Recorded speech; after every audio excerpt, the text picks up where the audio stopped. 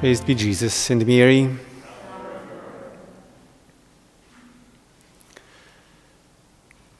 The feast of the most holy name of Mary is closely tied, closely linked to a historical event of great significance, not only for the Church, but for the world.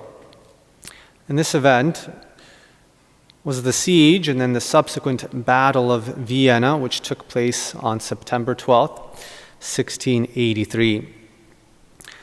What happened that year was that the Ottoman Empire, or the armies of the Ottoman Empire, advanced into Europe further than they had ever done before, at least from the east, and arrived all the way at the gates of the city of Vienna and laid siege to it.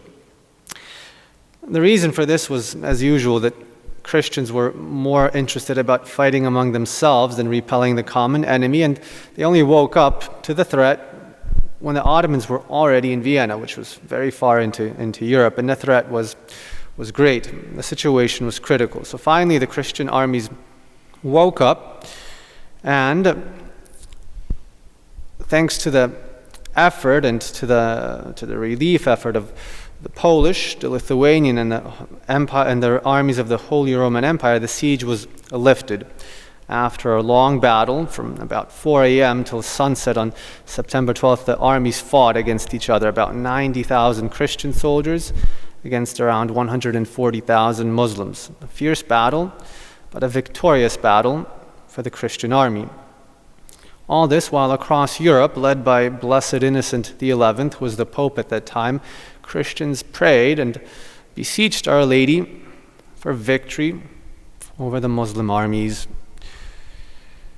And the victory, of course, came. We won't go into the military aspect of how it happened, but the victory came, and it was crucial for the Church and for Europe and for world history.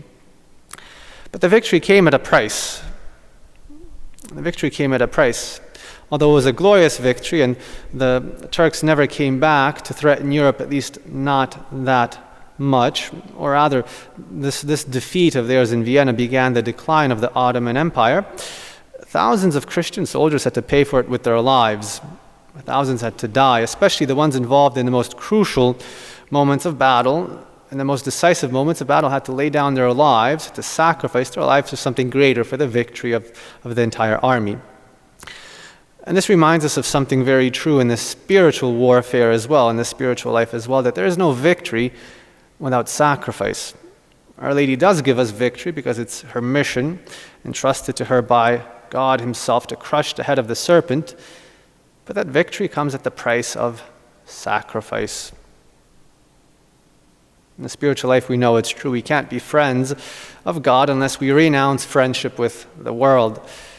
We cannot live a life of grace, a life of virtue, unless we're willing to renounce a life of vice, a life of sin.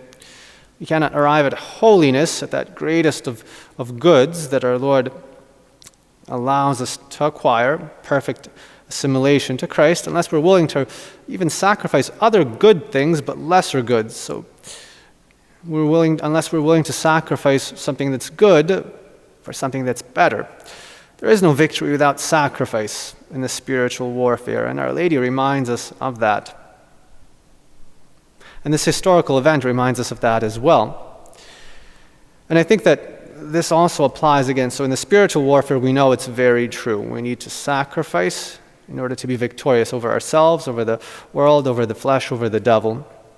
But I think it's also true, and going back to the kind of the military aspect and the aspect of Christianity in the world and the Church under persecution, I think it's also true of the words that Our Lady spoke in Fatima. She said that in the end, my Immaculate Heart will triumph. So we know it will.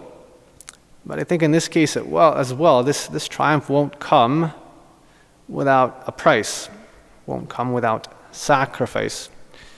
We shouldn't be afraid of it, and we shouldn't be surprised by it either. The Immaculate Heart will triumph. Especially now we see a clash of the gospel with the world, and the anti-gospel of the world fiercely attacking the gospel and the Church which preaches it. In the end, the Immaculate Heart will triumph, but it won't happen unless there's Christians willing to sacrifice themselves for the gospel. Like those Christian soldiers were willing to sacrifice themselves for victory in Vienna.